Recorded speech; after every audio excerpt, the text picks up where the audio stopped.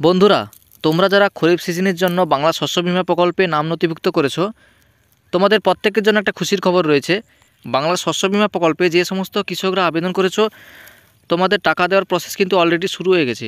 দেখুন, মাননীয় মুখ্যমন্ত্রী মমতা বন্দ্যোপাধ্যায় একটি টুইটের মাধ্যমে জানিয়ে দিয়েছেন, অত্যন্ত আনন্দের সঙ্গে জানাচ্ছি, বাংলা শস্য বীমা প্রকল্পের আওতায় আমরা বাংলার 9 লক্ষ কৃষককে সরাসরি তাদের ব্যাংক অ্যাকাউন্টের মাধ্যমে 350 কোটি টাকা আর্থিক সহায়তা প্রদান শুরু করলাম। চলতি খরিফ মরশুমে প্রতিকূল আবহাওয়ার কারণে যে সকল কৃষকের চাষের ক্ষতি হয়েছিল তাদের এই সহায়তা করা হচ্ছে। ফসলের বীমার জন্য কৃষকদের কোনো টাকাও দিতে হচ্ছে না, কারণ আলু, আখ সহ সব ফসলের প্রিমিয়ামের পুরো টাকাই রাজ্য সরকার দেয়। এটা আমাদের গর্ব যে 2019 সালে চালু হওয়ার পর থেকে কেবলমাত্র বাংলা শস্য বীমার প্রকল্পেই আমাদের সরকার 1,12,00,000 ক্ষতিগ্রস্ত কৃষককে মোট 3,562 কোটি টাকা সহায়তা প্রদান করেছে। অর্থাৎ আপনারা বুঝতে পারলেন যে মাননীয় মুখ্যমন্ত্রী টুইটারের মাধ্যমে জানিয়ে দিয়েছেন যে বাংলা শস্য বীমা প্রকল্পে যে সমস্ত কৃষকরা আবেদন করেছেন তাদের মধ্যে বাংলার 9 লক্ষ কৃষককে সরাসরি তাদের ব্যাংক অ্যাকাউন্টে 350 কোটি টাকা আর্থিক সহায়তা প্রদান শুরু করেছে। এছাড়া দেখুন কোন কোন কৃষকরা পাবেন, অর্থাৎ কোন কোন জেলার কৃষকদের এই সহায়তা দেওয়া হবে।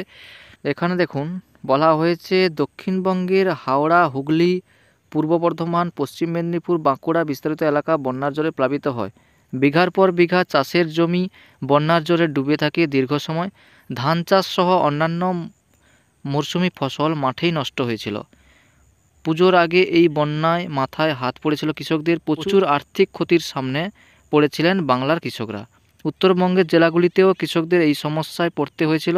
তার মধ্যে দেখুন আপনি টাকা পাবেন কিনা, কিভাবে চেক করবেন, তার জন্য আপনারা বাংলার শস্য বীমা এই ওয়েবসাইটে চলে আসবেন। বাংলার শস্য বীমা এই ওয়েবসাইটে আসার পরে এখান থেকে আপনারা অ্যাপ্লিকেশান স্ট্যাটাস চেক যে অপশান আছে সেখান থেকে দেখতে পারেন। এছাড়া দেখুন ফার্মার কর্নার অপশানে গিয়েও দেখতে পারেন।